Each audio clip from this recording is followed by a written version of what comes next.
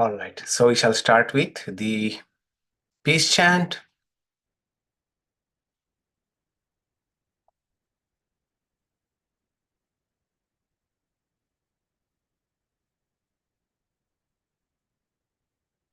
All right.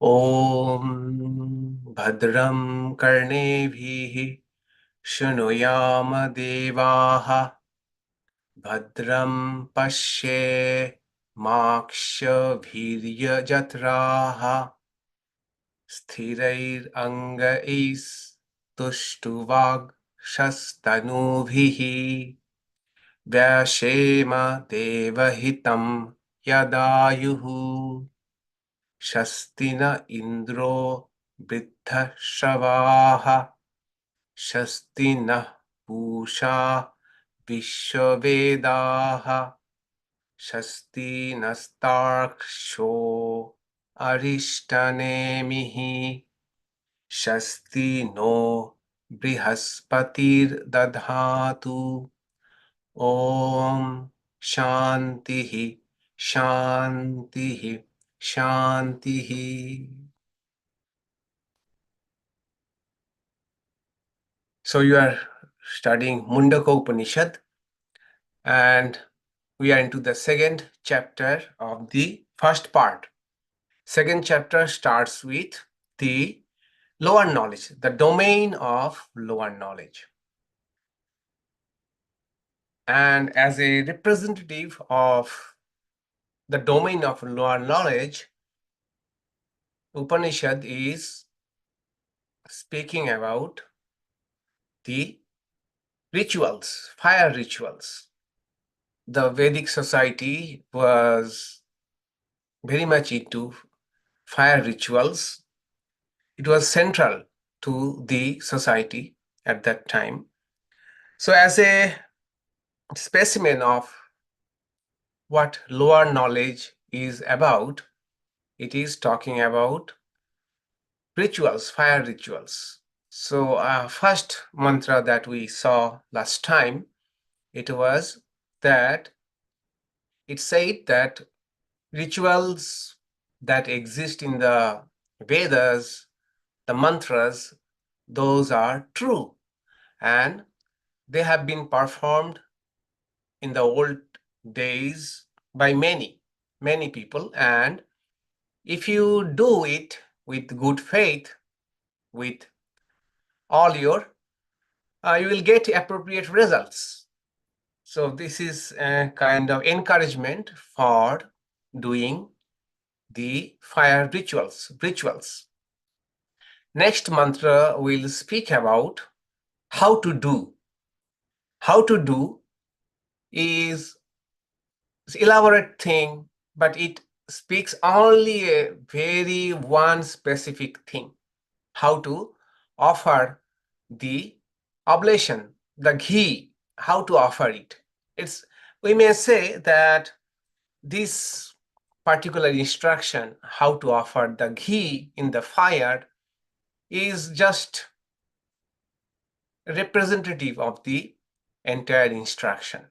And we don't know even why only this particular thing is being mentioned. And the next mantra will be about the perils, the problems with rituals. The problems of rituals is that if we don't do it perfectly the way it should be done, then there will be no result. No results will accrue from the ritual. These two mantras we shall see today. Okay. So the first mantra was about, it was encouraging someone to do ritual if they want to fulfill some desire. Second mantra is about, we may say, how to do a ritual. And third mantra is that how difficult it is to perform a ritual perfectly, to bear its intended results or fruits. Okay, that we shall see today. So the mantra is 2.1.2.2.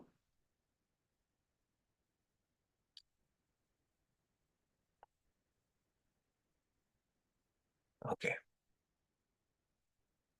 Rather, let me give an introduction on Agnihotra. Okay. How to perform rituals. So in these next three mantras, among all the rituals, Upanishad is speaking about only one particular ritual. It is called Agnihotra. Agnihotra. Okay. Probably you have heard about this ritual, Agnihotra. It is the simplest of all the rituals. Simplest of all the fire rituals is Agnihotra. Okay. It's a basic fire ritual, and it was meant, who should do it? Any householder. Every householder should do it. Husband and wife together, they should do it. In fact, until someone is married, one is not entitled to do Agnihotra. Agnihotra fire ritual. Okay. So it is called a nitya karma. It should be done daily. When? Twice a day, in the morning and in the evening, at the sunrise and at the sunset. At the sunrise, the offerings will be for sun, okay. And in the evening, sunset, the offerings will be for fire. The idea is the fire and sun both represents the light, spiritual light, or anything that is shining, that is illuminating. So offer something, not something, say ghee or milk, early morning and in the evening. And preparation. So the ritual is performed using a specially made copper pot. A copper pot is called Agnihotra pot in English, and in Sanskrit it is called kunda. The kunda looks like this. If you look on the screen, kunda looks like this. This is the kunda. It is like inverted pyramid. Okay. And this is called shruk and shruva. This container for the ghee, and this is the ladle with which the ghee is offered. And this is a tongue with which the woods are arranged. Okay. Kunda.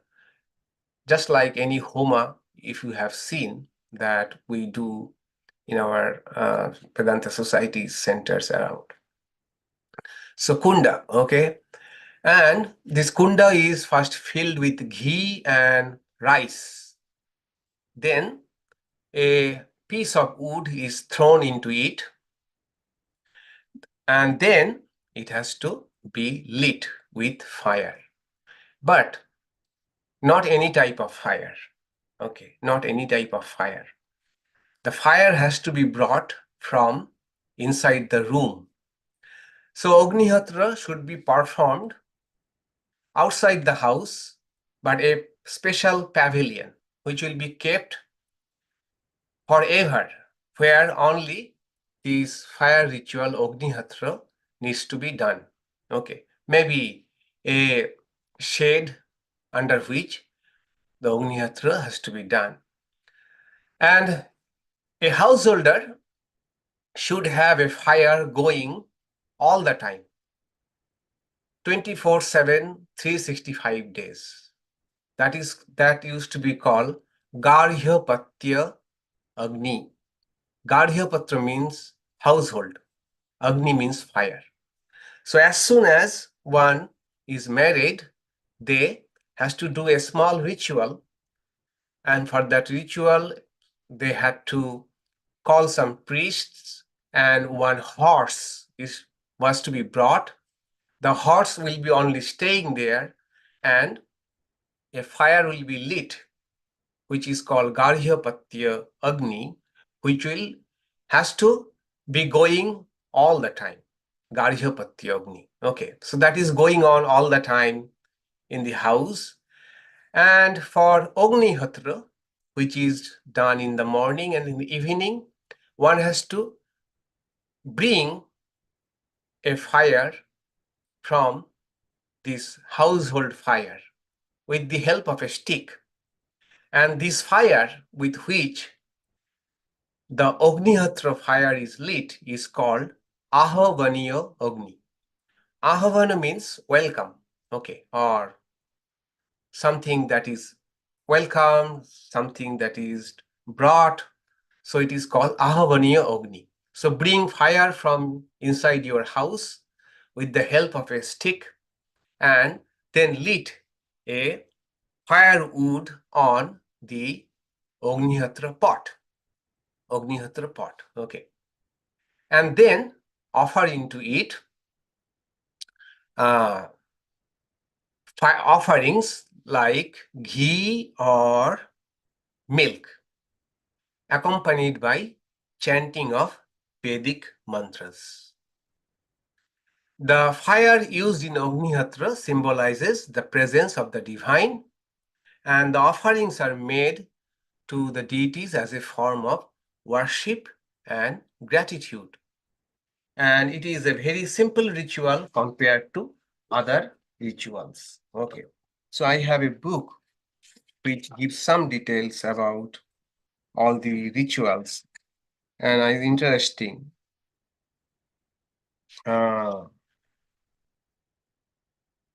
Yes. So first mantra in the evening, the mantra is, which is in the evening, the oblation is for fire. Okay. The mantra is Bhur Bhuvasvaha Om Agnir Jyotihi Jyotiragnihi Swaha. Swaha. And in the morning, the offering is for sun. The mantra is Bhur Bhuvaha Saha Om Suryo Jyotihi Jyotihi Suryaha Swaha. Swaha. With these mantras, a simple offering is given. That is Agnihotra. What are the benefits of Agnihotra? One is spiritual growth. Regular practice of Agnihotra promotes spiritual growth and inner peace by fostering a deeper connection with the divine. Plus, in the morning and evening, if husband and wife together doing something with a sense of sacredness, that is definitely good for spiritual growth, mindfulness. Second idea is to harmony with nature. So performed at the sunrise and sunset, so aligning it with the natural cycles of the day. So it's a connection with the nature and its rhythm. And also some believe that it is the smoke produced during Agnihotra contains medicinal properties and can purify the air, have healing effects. It is understandable. At least every fire ritual I have attended, the smell of the ghee, ghee after burnt, it really feels good. Good, that is at least guaranteed. A good aroma everywhere. And another benefit I would say, which is if one has to do early morning, that means they have to wake up early. Wake up early in the morning. That is one benefit. And also in the evening, that means one cannot stay away from home after evening. Okay, they have to return to home in the evening. These are additional benefits of doing Agnihotra daily. So yes, then so this next mantra, our mantra, this is all about background of Agnihotra. I gave a little bit of background of Agnihotra. And as I said, it is done with ghee, but one could also do with milk. But to do with milk, one had to have a cow, which was used to be called Agnihotra Gavi. That is, that cow was solely meant for Agnihotra. That milk from that cow will be offered only for Agnihotra ceremony. And the rule is you don't offer the entire portion of the ghee or milk. You keep a little bit in the container. And after offering is over, the ritual is over, bring that milk or use that ghee for your own purposes. That is called havishesha. Havishesha. That it is part of the ritual to havishesha bhakshana. That is, havi means the fire, shesha means its prasad. Is what is the English for prasad? I just forgot. What is the English? Sacrament? Sacrament? Or sanctified food, sanctified. So that is also part of the ritual, that one has to partake of the sanctified ghee or milk. All right. So much for the introduction for the next mantra. So next mantra says, yadā lelāyate hi arciḥ samiddhe havyavāhane tadā ājyabhāgāu antareṇa āhutīḥ pratipādayet. When the fire is set ablaze and the flame shoots up, one should offer oblations into that part which is in between the right and the left.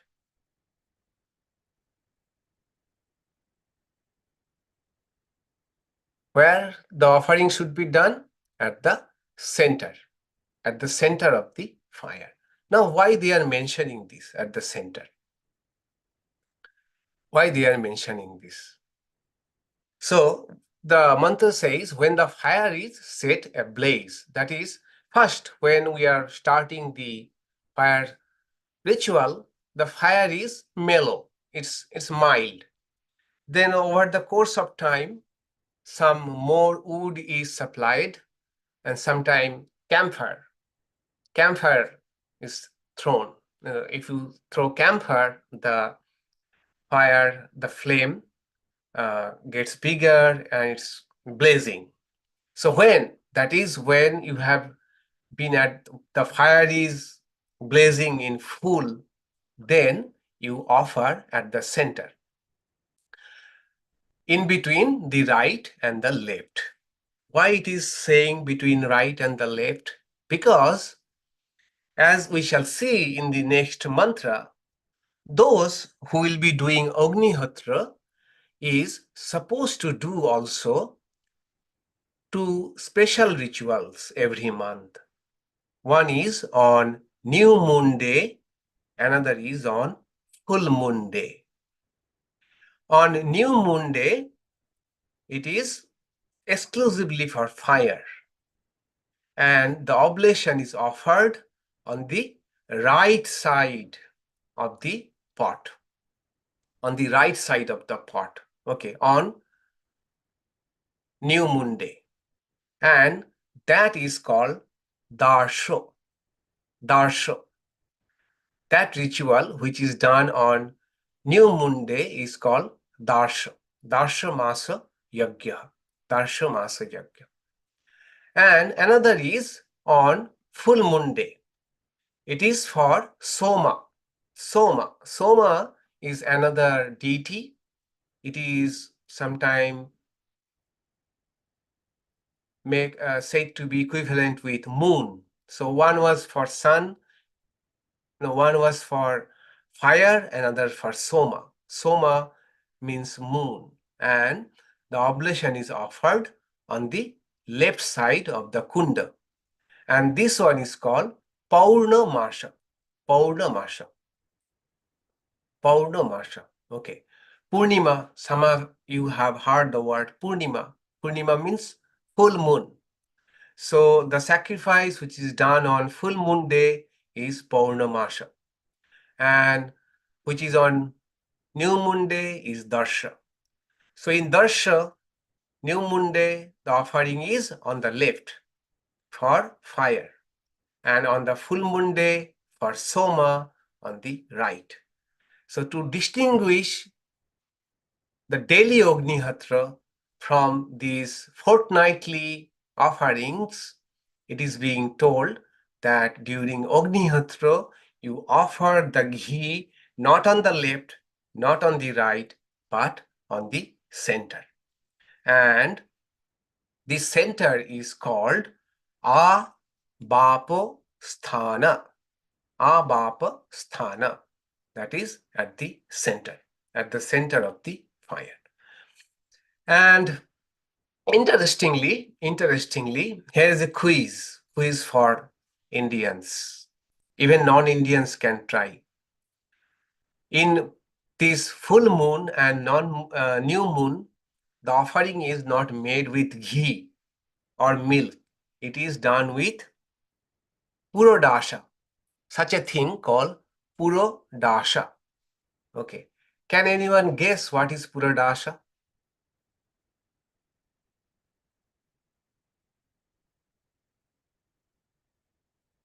What is purodasha? I think cooked rice. Cooked rice. And can you be more specific? It is kind of getting.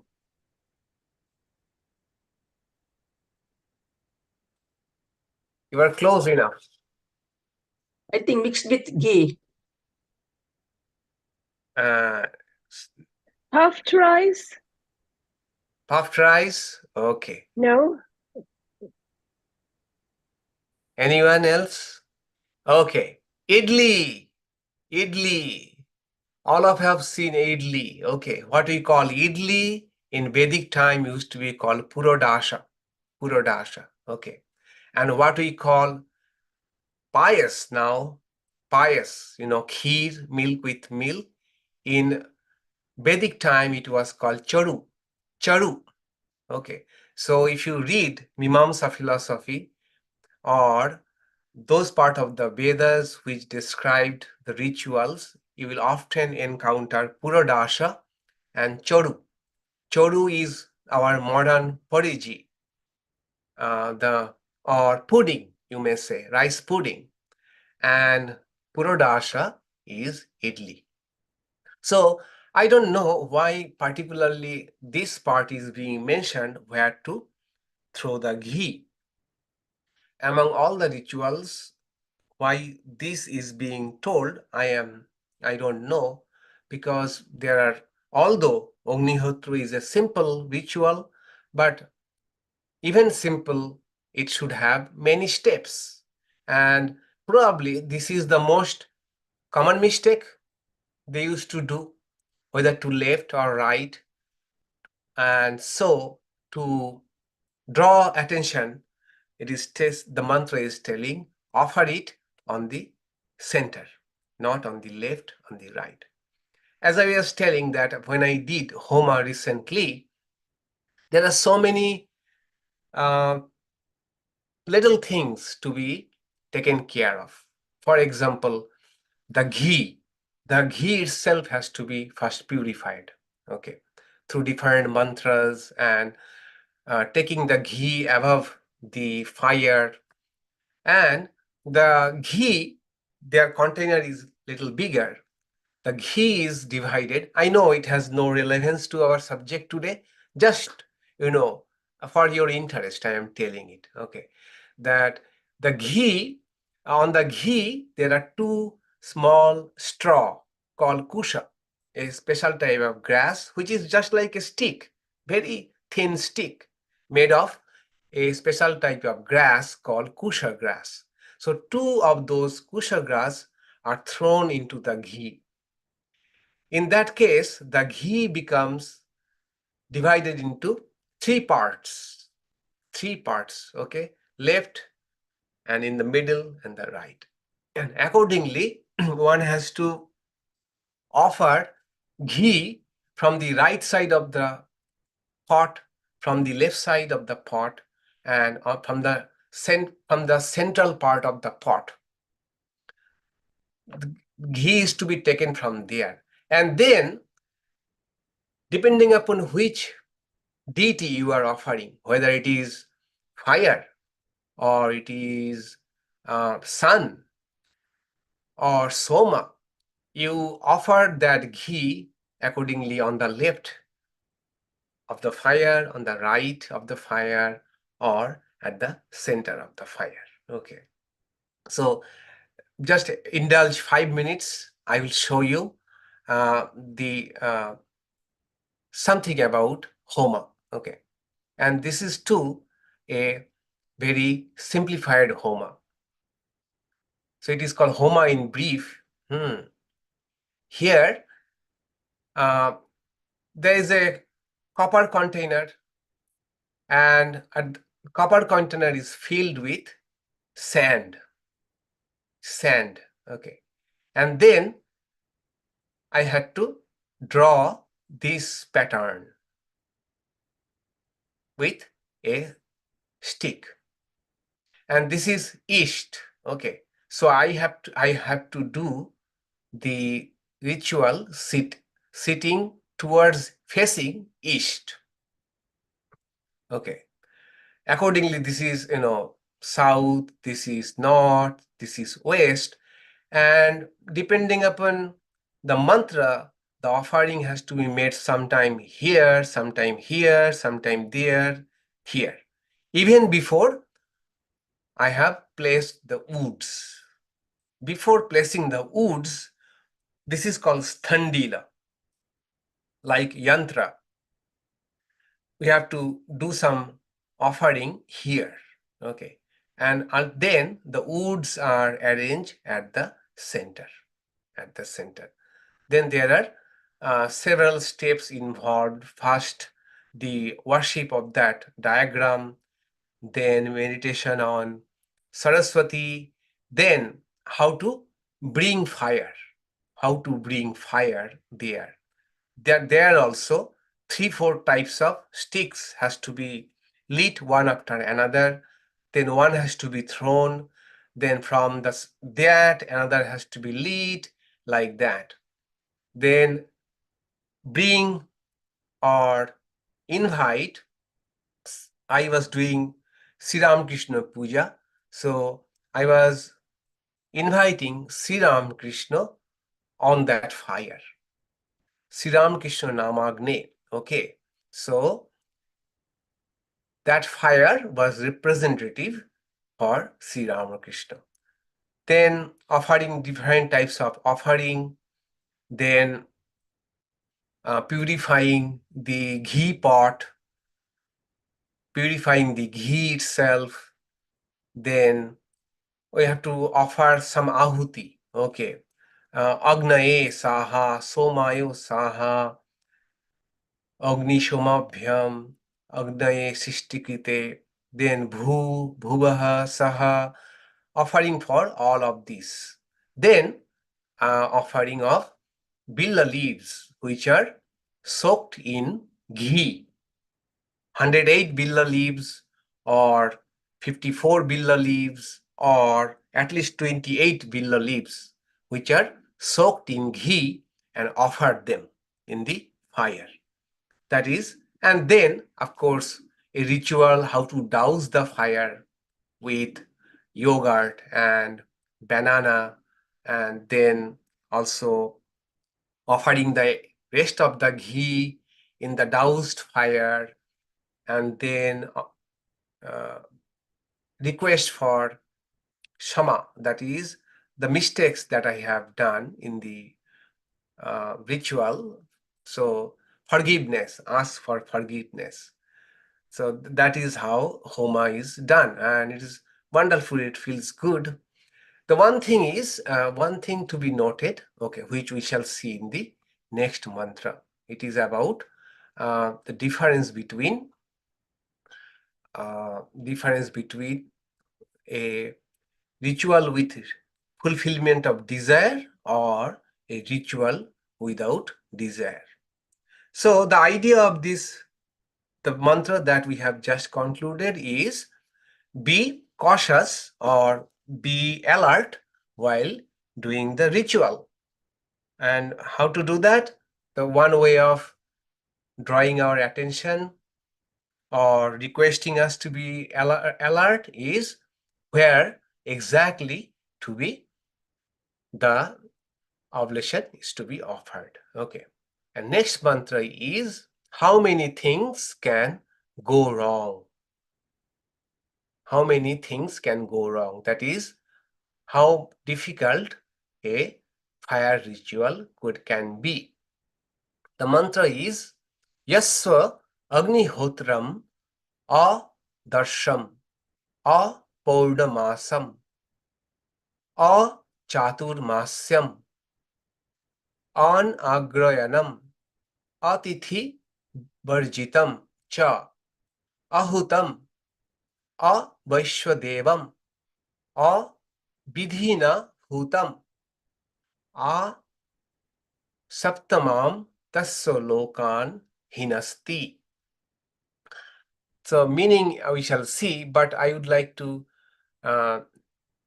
draw your attention to the fact that this word, which I have broken down into 2 lines, is actually a single word.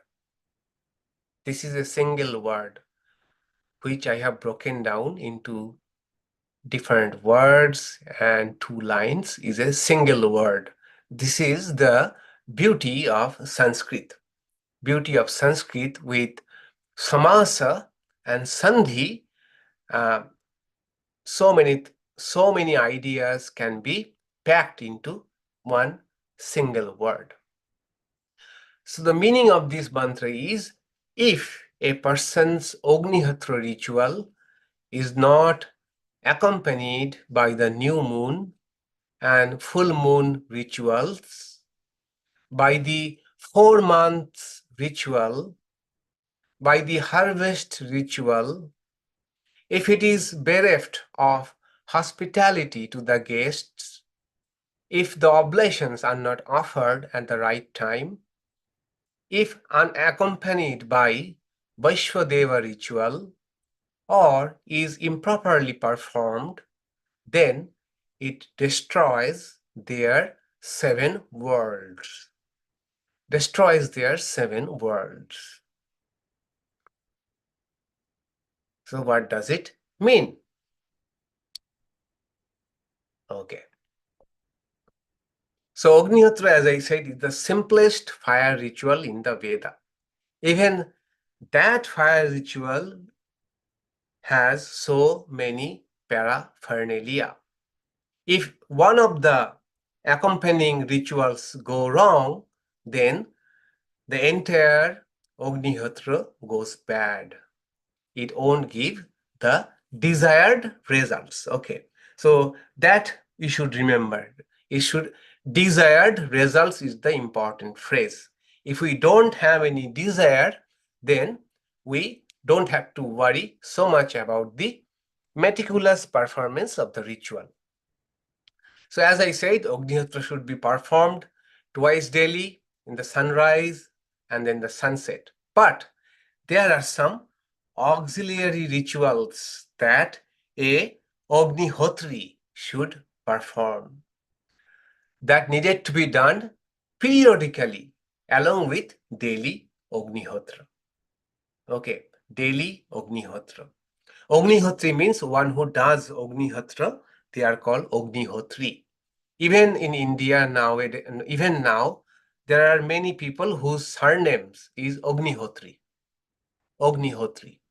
So that means in old time, they were performer of daily Agnihotra. daily Agnihotra. Okay, so Agnihotra is the main fire ritual for a householder. It is called, just giving you some terms of Mimamsa. Mimamsa is that branch of Indian philosophy that you may call it hermeneutics.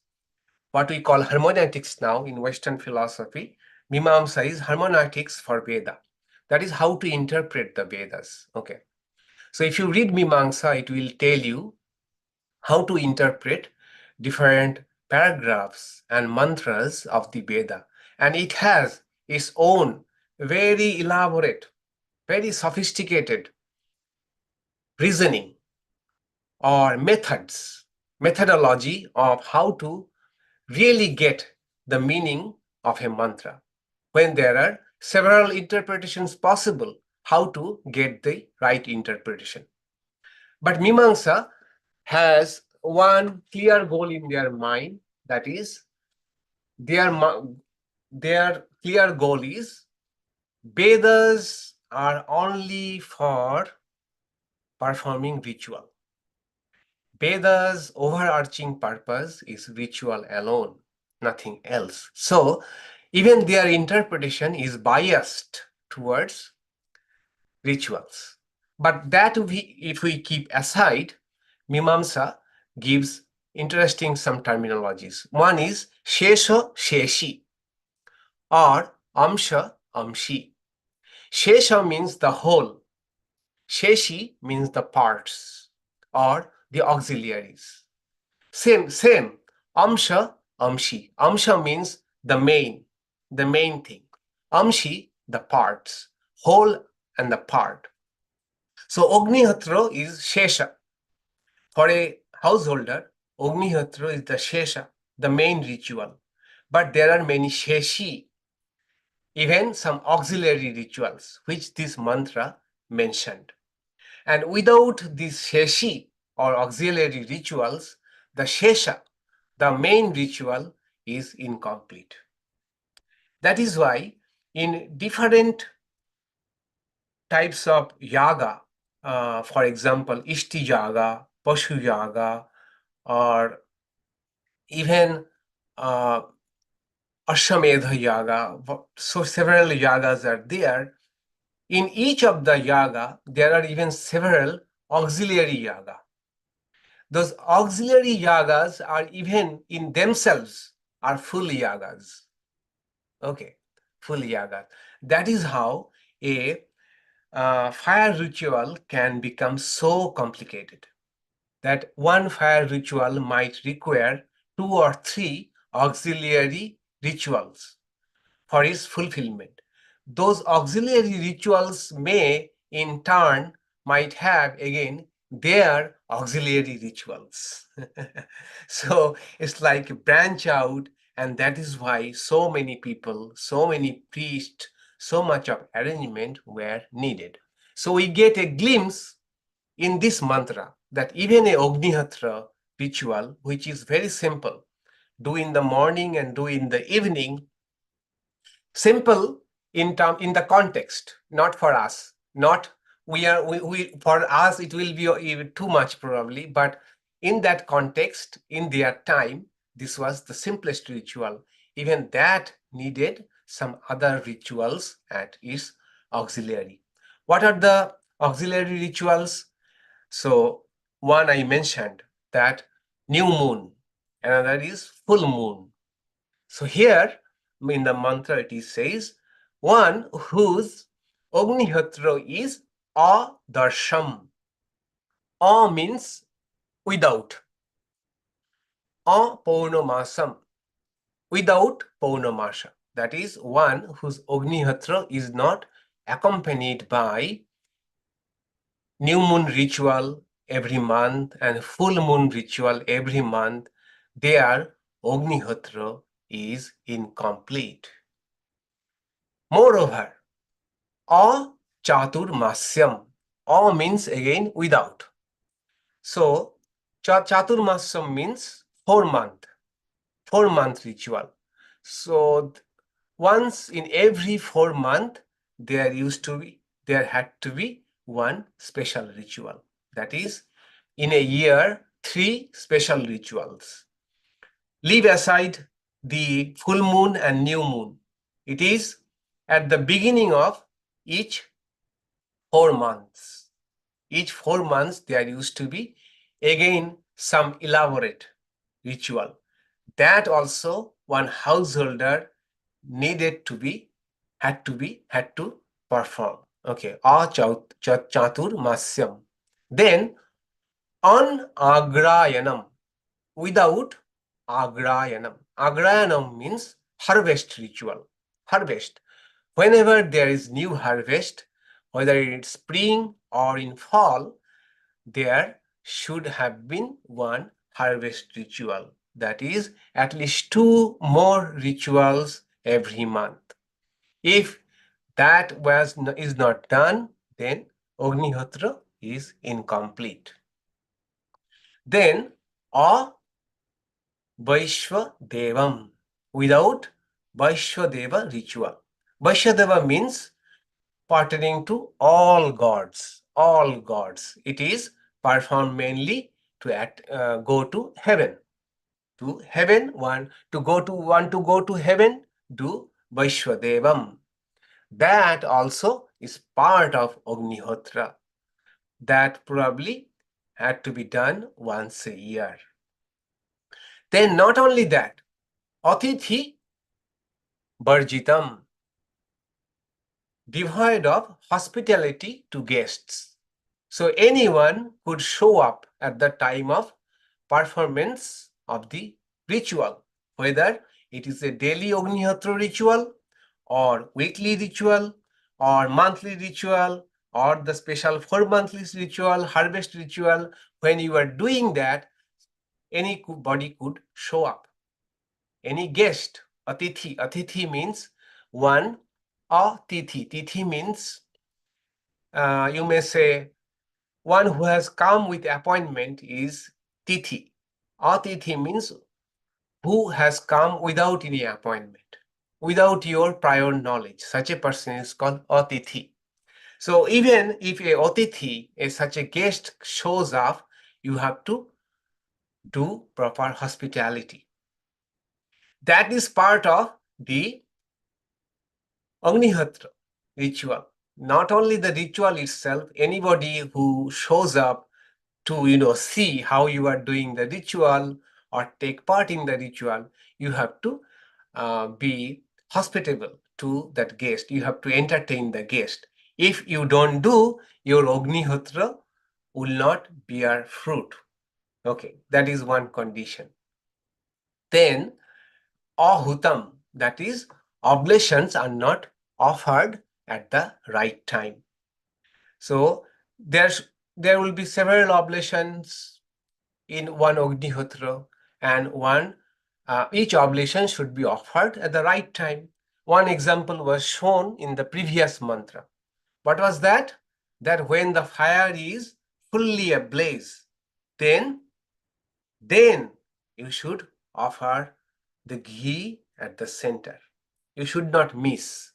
That fire is fully ablaze now, I have to offer it there. So if you don't do that, it is called ahutam.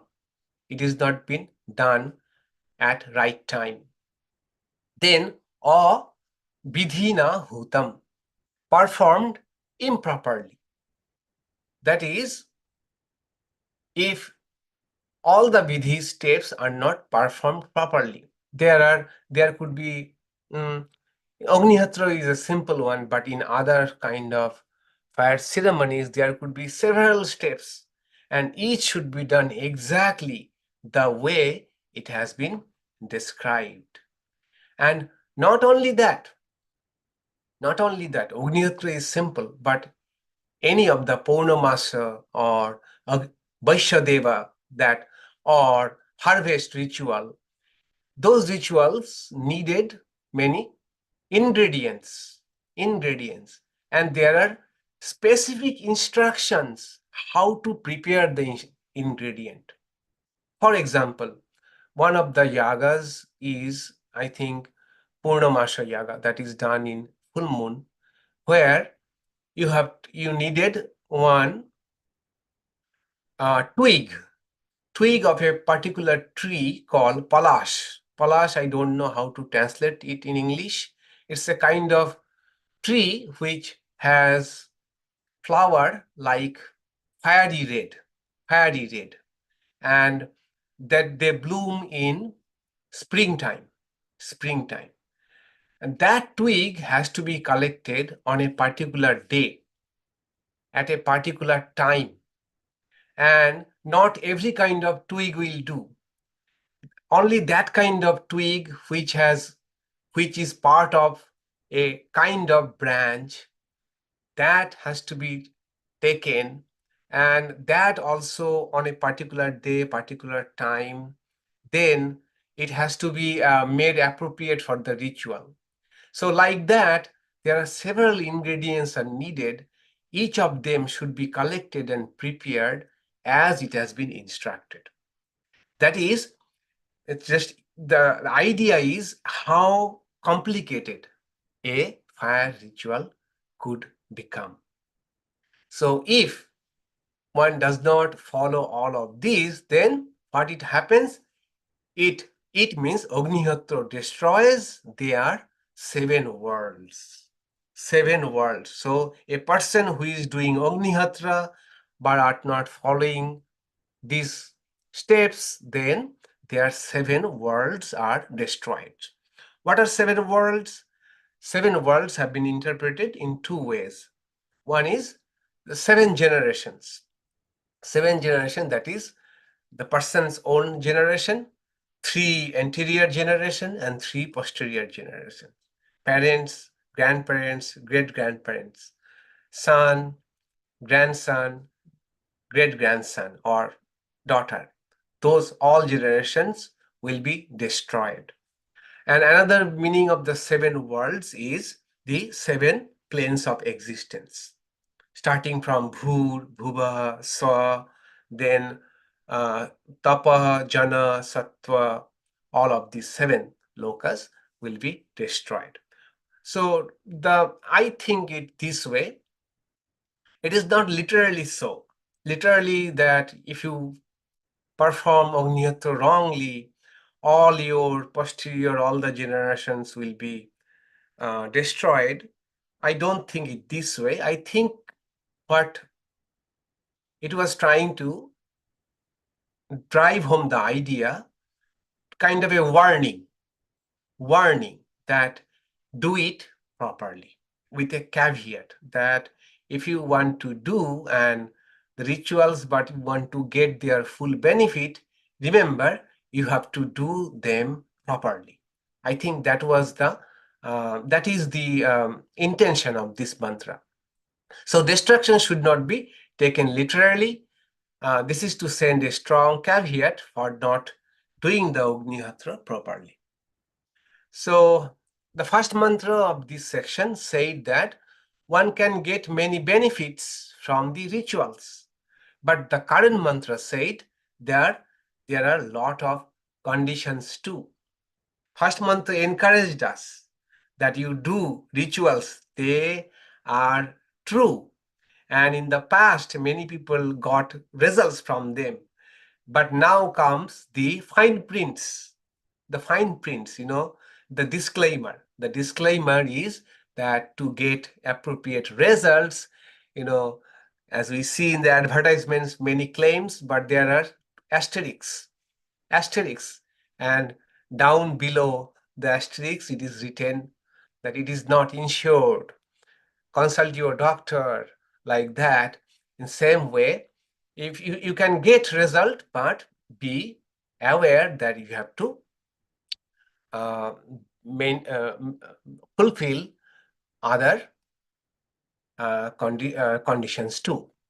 But Agnihotra, if done without any selfish desire, then one does not have to worry about all those warnings.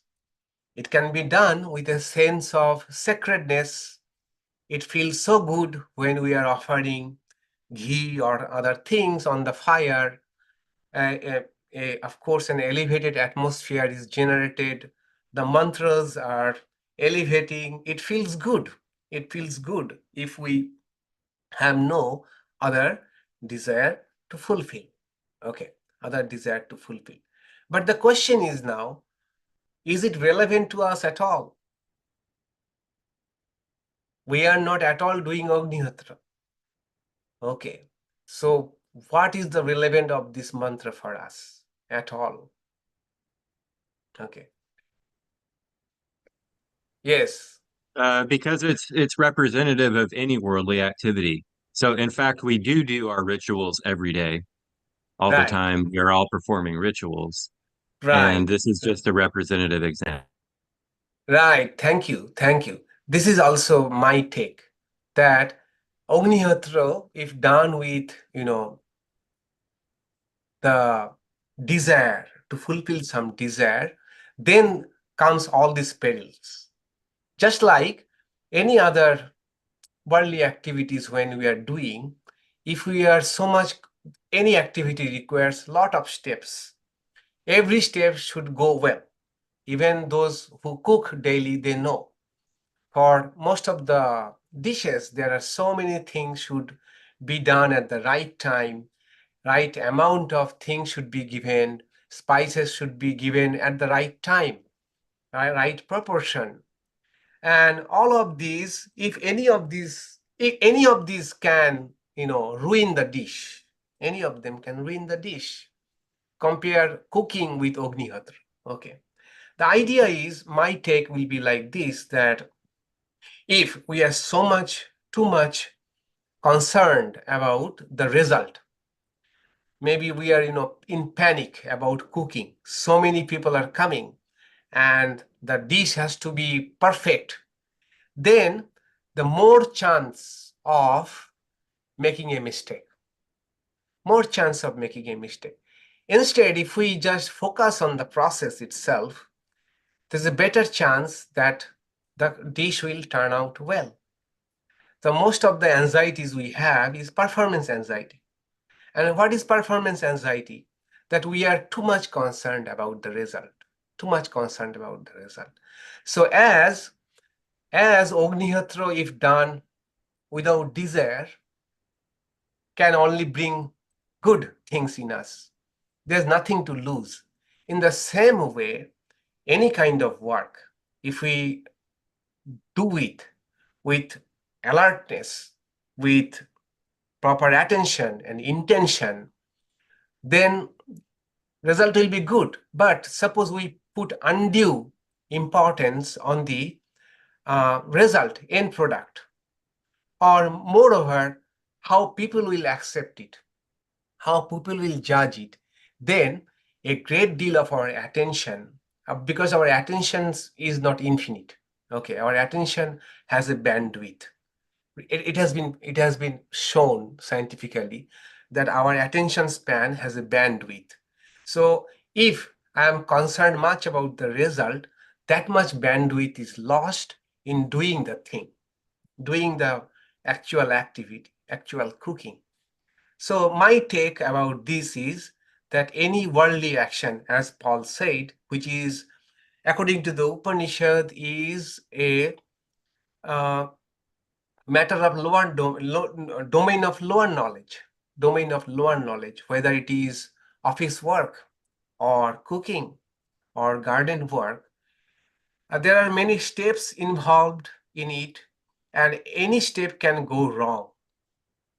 In that case, we may not get the intended result.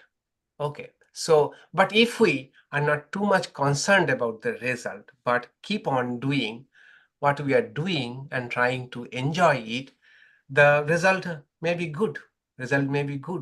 So, idea is this, that focus on the process than the result. Okay, this is my take about this mantra. Otherwise, how to do Agnihotra correctly, no one is doing. So what is the point? Okay. Also, the Okay. results are temporary. Results are temporary. That will be told very soon. Yeah. After 3 mantras, after 3-4 mantras, it will be told. Okay. And I think the student came with the question of knowing the Brahman, and the Guru is telling this so that to show that the karma kanda portion of the Vedas does not give the Brahman. It's mainly Yeah. for the Yeah, exactly. that's kind of Yeah, exactly. Which I said in the when I introduced this chapter. oh, Okay. The why the teacher is telling like this, because first to see through the results that they can bring, but the results of all of these are limited, so that our mind then turn to what is unlimited, which is the domain of higher knowledge. Yes, that was the result. So why does some consequences of doing Agnihotra incorrectly seem so severe? What would happen to the practitioner if done incorrectly? Incorrectly, that I personally don't believe that, if someone does Agnihotra incorrectly, any wrong will befall on them. But only to, probably draw our attention, make us alert. Upanishads or some Vedas speak about, warn us severely, because we are much more motivated by threat or loss. Human beings are loss averse. It has been proved again and again. If you are given a chance to gain $10 versus a chance to lose $10, we better would go for not losing $10 than gaining $10. Okay, we are lose averse. So probably Upanishad is trying to draw our attention that do these rituals perfectly. Otherwise, there is a great threat. Okay, great threat. So threat is a motivation here. So Swami, isn't it true that in addition to our actions produce karma, our intentions also produce the karma? Isn't that very important? So Right. it's more important that if you had good intention and mindfully do it, that's a very powerful karmic result in the future, right? Right. So Exactly. that would be kind of why it's important to care. I just keep thinking about this must be Brahmins way back then, because ordinary Indian women have to do all that cooking all day. How do they have time to prepare all that stuff? Yeah. Too much work, unless they have servants, or is it just the Brahmin caste that's doing all of this ritual? That's beside the point. My main point was, I'm getting from this for myself that the intention, the karmic intention, is really important. In everything we do, every moment. Thank you. Right. Yeah. Right. So the intention, if Agnihotra is spiritual growth, then we don't have to worry about. Okay. But the intention of Agnihotra is any worldly desire, then comes all the problems. That is the takeaway of this part of the Upanishad. What is the meaning of mama in Agnihoma ritual? Oh, homa.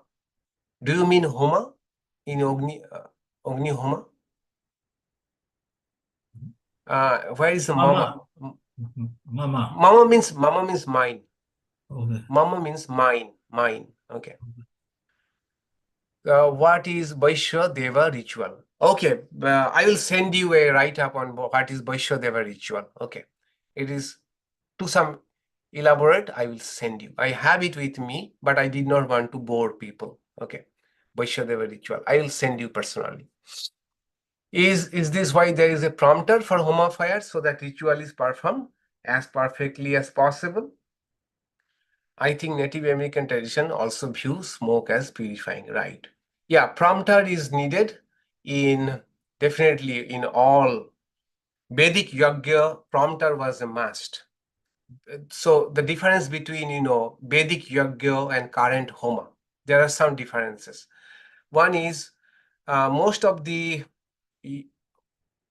Vedic yajnas required a priest. So one person who wants to do, they themselves could not do much of the things except Agnihotra. But homa, anybody can do. They directly can become the priest. Okay, that is one thing. And yajna were much more elaborate and very sophisticated. Homa is also sophisticated, but not that elaborate. Okay, a homa can take how much hour? A short homa that I did, 1 hour. Preparation is not mine. Preparation others will do. And a long homa, 3 hours, 4 hours, 5 hours, 8 hours at the most. But that yagas can go on for days, 7 days, 8 days, 15 days. And yagas were mostly lot of chanting, lot of chantings, suktas after suktas, hymns after hymns. Contrast to that, homa does not have that much of chanting. Chanting, mantra is chanting. You are offering with some mantra. But in yaga, while the ritual is going on, there are some special people who will be whose job will be only to keep on chanting. Okay, and usually in each yaga there needed 4 types of priest. 4 types of priest: ritik, adharyu, hota, and different types of. In some, there needed to be 16 priests. Okay, and one would be the chief among them, who will be coordinating, who will be overseeing whether all the priests are doing their things at the right moment, right time. So yagas could be really, really very sophisticated, time consuming, resource consuming. But homa that we do, which are based on tantra, they are far more short, doable. We don't need too many priests. 1 person can do it. Okay. They perform the yaga when they install the Sri Ram in Ayodhya. Ayodhya, they must have done yaga. Yeah. They will show part of it on the YouTube. Oh, Parsis in India keep fire going. Yes. That is something interesting. Thanks for bringing this idea. This yaga, what we call Vedic yaga, that somehow got transported to Iran. And when many centuries ago. And so Iran also is a culture of they worship fire.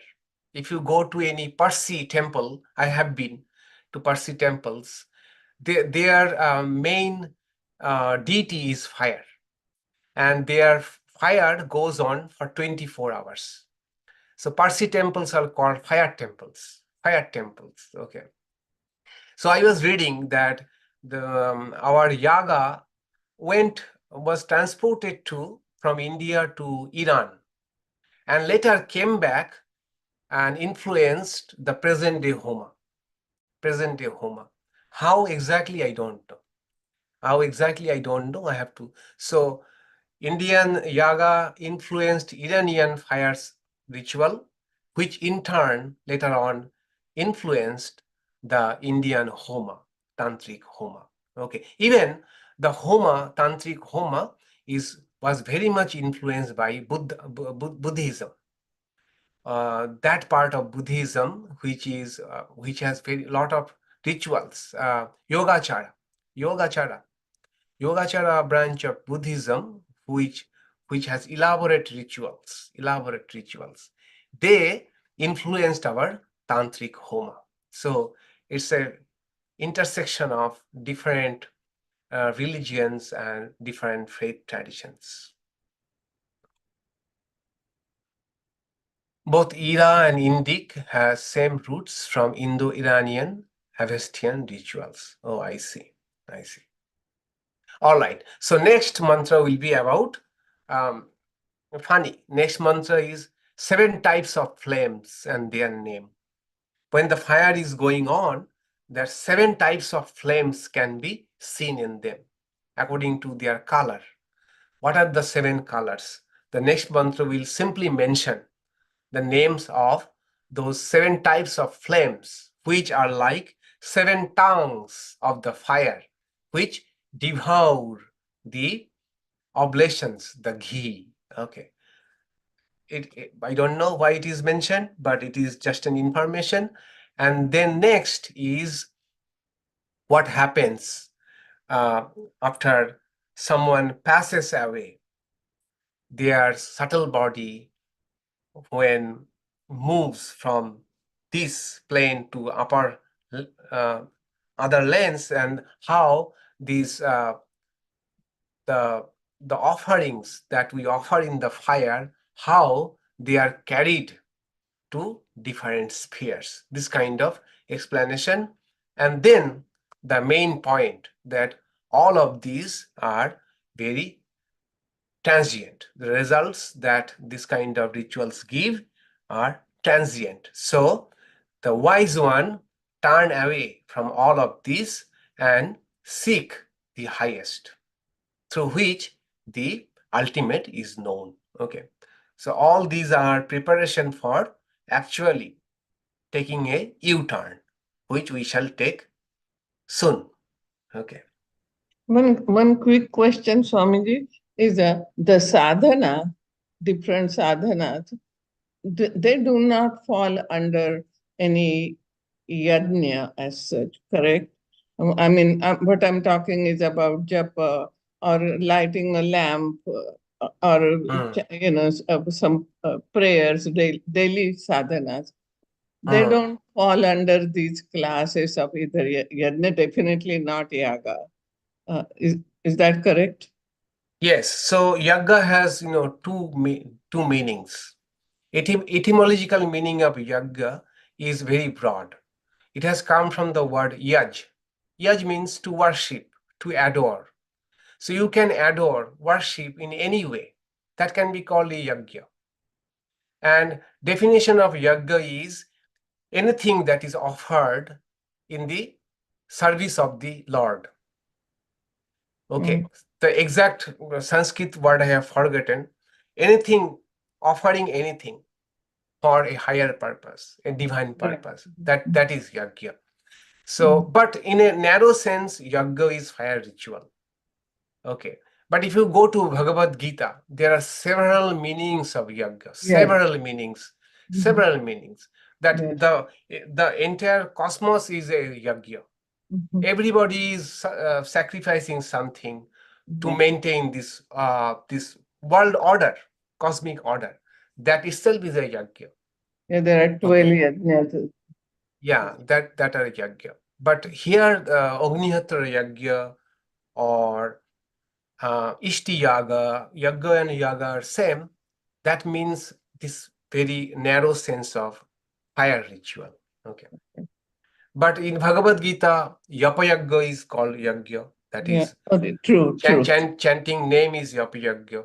Jnana yajna, studying the scriptures is a kind of yajna. It's a sacrifice. It is called Jnana yajna. Then there is Sri Krishna gives the hierarchy. Drabya yajna, japa yajna, jnana yajna, which is better than what? Yes, I forgot that. Yeah. In that sense, yajna is a great concept. It's a very broad concept.